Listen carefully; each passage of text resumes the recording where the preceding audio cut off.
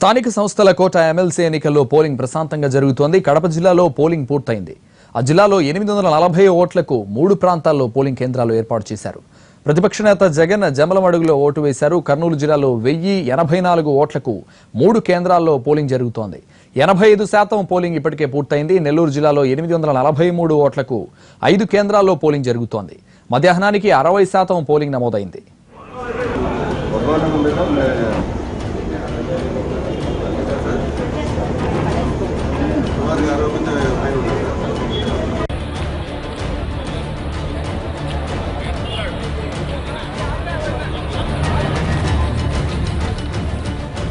నెల్లూరు జిల్లాలో స్థానిక సంస్థల ఎన్నికలు టీడీపీ వైసీపీ మధ్య ప్రతిష్టాత్మకంగా మారే ఎన్నికలు ప్రశాంత వాతావరణంలో జరుగుతున్నాయి. ఇరు పార్టీల నేతలు 15 రోజుల నుంచి క్యాంప్ రాజకీయాలు నడిపిస్తున్నారు.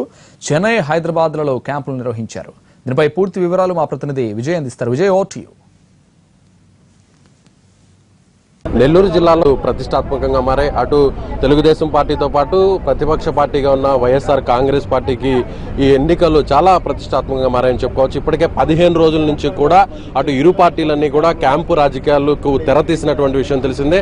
తెలుగుదేశం పార్టీకి సంబంధించి దాదాపుగా 450 నుంచి 500 మంది పైగా ఎంపీటీసీలు కావచ్చు, అదేవిధంగా జెడ్పీటీసీలు కావచ్చు, కార్పొరేటర్లు, కౌన్సిలర్లు, ఇతర స్థానిక సంస్థల ప్రజాప్రతినిధులందరూ కూడా క్యాంపులో ఉన్నటువంటి పరిస్థితి. అయితే ప్రస్తుతం ఇవాళ పోలింగ్ జరుగుతుండడంతో అటు వైసీపీకి సంబంధించినటువంటి క్యాంపులో ఉన్నటువంటి వారు, అదేవిధంగా ముఖ్యంగా అధికార పార్టీకి సంబంధించినటువంటి తెలుగుదేశం పార్టీకి సంబంధించినటువంటి మద్దతుదారులు, ప్రజాప్రతినిధులందరూ కూడా నేరుగా ఎక్కడైతే చెన్నైలో ఉన్నటువంటి క్యాంపులో దాదాపుగా 15 రోజుల పాటు ఉన్నటువంటి మహిళా కార్పొరేటర్లు, అదేవిధంగా కార్పొరేటర్లందరూ కూడా ఇప్పుడు నేరుగా బస్సులో వీరందరూ కూడా అటు క్యాంపు నుంచి డైరెక్ట్ గా పోలింగ్ సెంటర్కి వస్తున్నటువంటి పరిస్థితి. మనం దృశ్యాలను కూడా ఎన్టీవీలో ఎక్స్క్లూజివ్ గా చూస్తున్నాం. ఈ బస్సులో ఉన్నటువంటి మహిళా కార్పొరేటర్లు, అదేవిధంగా ఇతర ప్రజాప్రతినిధులందరూ కూడా కొన్ని ప్రత్యేకమైనటువంటి బస్సులతో ఆయా కేంద్రాలకు వీరందరూ కూడా బస్సులో వెళ్తున్నటువంటి పరిస్థితి. ఇక్కడ ఉన్నటువంటి ఓటర్లు, ముఖ్యంగా కార్పొరేటర్లు, నెల్లూరు కార్పొరేషన్ సంబంధించినటువంటి కార్పొరేటర్తో మనం మాట్లాడే ప్రయత్నం కూడా చేద్దాం. దాదాపుగా 15 రోజుల పాటు మీరు, రంగమయ్య రెడ్డి గారు చెప్పండి, మీరు 15 రోజుల పాటు ఈ క్యాంపులో ఉన్నారు. అంటే ఈ క్యాంపులో కేవలం మీరు బయటకు వెళ్ళిపోతారన్నటువంటి భయంతోనే ఈ క్యాంపుని కండక్ట్ చేశారనుకోవచ్చు. 15 రోజుల పాటు కొంతమంది ఎంపీటీసీలు, జెడ్పీటీసీలు ఉన్నది వాస్తవమే. కాకపోతే కార్పొరేటర్లు మేమందరం కూడా గత 3 రోజుల నుంచే మేము చెన్నైలో బస చేయడం కూడా జరిగింది. అయితే ఈ క్యాంపు ఉద్దేశం అందరూ వెళ్ళిపోతారనో, లేకపోతే భయపడో, లేకపోతే ప్రలోభాలకి లొంగొచ్చనో ఇవి కాదు ఈ క్యాంపు ఉద్దేశం. క్యాంప్ మేము ముఖ్యంగా ఉద్దేశంగా వేసింది అందరం ఒక దగ్గర కార్పొరేటర్లు ఉండి, ముఖ్యంగా అందరూ కూడా ఉన్న 54 మందిలో సుమారు 37 మంది తెలుగుదేశం పార్టీ కార్పొరేటర్లు ఉంటే వాళ్ళల్లో అందరూ కూడా కొత్త వాళ్ళే, ఒక ఇద్దరు తప్ప. వాళ్ళకంటే అలవాటు ఉంటుంది, కానీ మిగిలిన వాళ్ళందరికీ కూడా కొత్తే. కాబట్టి వాళ్ళందరికీ కూడా ఓటింగ్ ఎలా వేయాలి, ఎలా మనం బ్యాలెట్ ఇచ్చినప్పుడు మన ఓటు రిజెక్ట్ కాకుండా, పక్కన వాళ్ళని కన్ఫ్యూజ్ చేయకుండా ఏ విధంగా అయితే పరిపూర్ణంగా వేయాలి అన్న ఆ యొక్క ఉద్దేశంతోనే మేము ఈరోజు అందరం కూడా క్యాంపులో ఉండి, పెద్దలు అందరూ, మంత్రివర్యులు మరియు ఇన్ఛార్జ్ గారు, తెలుగుదేశం పార్టీ సీనియర్లు, ఇది వరకు ఎమ్మెల్సీ ఎలక్షన్లో పాల్గొన్నవారు. మీరు చెప్పండి, ముఖ్యంగా మీరు కార్పొరేటర్గా ఉన్నారు, మీ ఫ్యామిలీకి సంబంధించినటువంటి మీ బాబాయ్ అటు వైసీపీకి సంబంధించినటువంటి క్యాండిడేట్గా ఉన్నారు. సో చాలా మంది కూడా సపోర్టింగ్ ఏమైనా ఉంటుంది అనేటువంటి వ్యాఖ్యలు వినిపిస్తాయి. దాన్ని ఎంతవరకు కరెక్ట్ అంటారు? రాజకీయాలు, కుటుంబం అనేటివి వేరువేరు. మనం ఎప్పుడైతే ఈ రెండింటిని ముడిపెట్టకుండా రాజకీయంగా వెళ్తామో అప్పుడే మనం సమాజంలో మంచి చేయగలం అనే విషయాన్ని నేను పెద్దలు ఆనం వివేకానంద రెడ్డి గారిని, ఆనం రామనారాయణ రెడ్డి గారిని చూసి నేర్చుకున్నాను. వాళ్ళ అడుగుజాడల్లోనే నడుస్తున్నాను. ఈరోజు ఆనం విజయ్ కుమార్ రెడ్డి గారు నా దృష్టిలో నిజాయితీపరుడే. ఆయన వైసీపీ తరపున నిలబడ్డాడు, వైసీపీ పార్టీకి నిజాయితీగా ఆయన పనిచేస్తున్నాడు.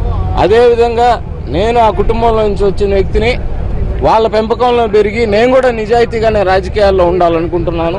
కాబట్టి నేను తెలుగుదేశం పార్టీ తరఫున ఈరోజు నడుస్తున్నాను. కాబట్టి ఖచ్చితంగా తెలుగుదేశం పార్టీ అభ్యర్థికే నా యొక్క ఓటు వేయబోతున్నాను. కుటుంబాలకి దూరంగా దాదాపుగా 10 నుంచి 15 రోజుల పాటు ఈ విధంగా క్యాంపులో ఉంచడం అంటే ఒక రకంగా ఇది రాజకీయాల్లో ఒక విష సంస్కృతిగా భావించవచ్చు. మీకు తెలియదు అనుకుంటాను, నేను ఏ క్యాంపుకి వెళ్ళలేదు, ఎక్కడికి వెళ్ళలేదు. ఇంటి దగ్గర నుంచి డైరెక్ట్ గా ఓటేయడానికి మీతో పాటు ఉన్నటువంటి ఎంపీటీసీలందరినీ కూడా అంటే నిర్బంధించడం, ప్రలోభ పెట్టడం ఇలాంటివి ఏం లేదు. ఇది జస్ట్ ఒక అవగాహన ట్రిప్ లాగా. అవగాహన ట్రిప్ లాగా, ఫన్ ట్రిప్ లాగా. ఇప్పుడు రంగమయూర్ రెడ్డి గారు చెప్పినట్టు చాలా మంది ఫస్ట్ టైం కార్పొరేటర్స్ కానీ ఫస్ట్ టైం ఓటర్స్ కానీ ఉన్నారు.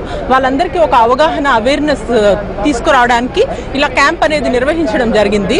ఎవరైతే రాకూడదు అనుకుంటారో వాళ్ళకి వేరే వర్క్స్ ఉన్నాయని తెలియజేస్తే ఎవరిని ఫోర్స్ చేయడం కానీ ఎవరిని నిర్బంధించడం కానీ ఇలాంటివి ఏమీ జరగలేదు. అది మీరు గుర్తించాల్సిన ఆవశ్యకత ఎంతో.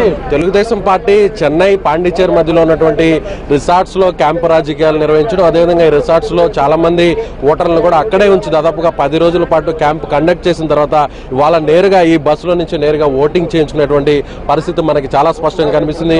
అదే స్థాయిలో వైఎస్ఆర్ కాంగ్రెస్ పార్టీ కూడా హైదరాబాద్ కి సంబంధించినటువంటి క్యాంపు రాజకీయాలు ప్రారంభించడం, దాదాపుగా 15 రోజుల తర్వాత నేరుగా ఆ క్యాంపుల నుంచే బస్సుల్లో ప్రత్యేకంగా ఆ యొక్క నియోజకవర్గ ఇన్ఛార్జీలు కావచ్చు, ఎమ్మెల్యేలు కావచ్చు, వీరి బాధ్యతలు తీసుకొని నేరుగా ఓటింగ్ చేసేటువంటి పరిస్థితి ఉంది. అయితే మరికొన్ని గంటల్లో ఈ ఓటింగ్ ప్రక్రియ ముగిస్తుండడం, అదేవిధంగా వచ్చే 20వ తారీఖున ఎన్నికల కౌంటింగ్ జరుగుతుండడంతో క్యాంపు రాజకీయాలు ఏ పార్టీకి కలిసి వచ్చాయనేటువంటి విషయం మాత్రం మరికొన్ని రోజుల్లో మనకి తెలియబోతుంది. ఇది ఇక్కడ నెల్లూరు జిల్లాలో స్థానిక సంస్థలకు సంబంధించినటువంటి ఎమ్మెల్సీ ఎన్నికల్లో క్యాంపు రాజకీయాలు, అదేవిధంగా క్యాంపు రాజకీయాల నుంచి నేరుగా ఓటింగ్ జరుగుతున్నటువంటి ప్రక్రియకు సంబంధించినటువంటి ఎన్టీవీ అప్డేట్.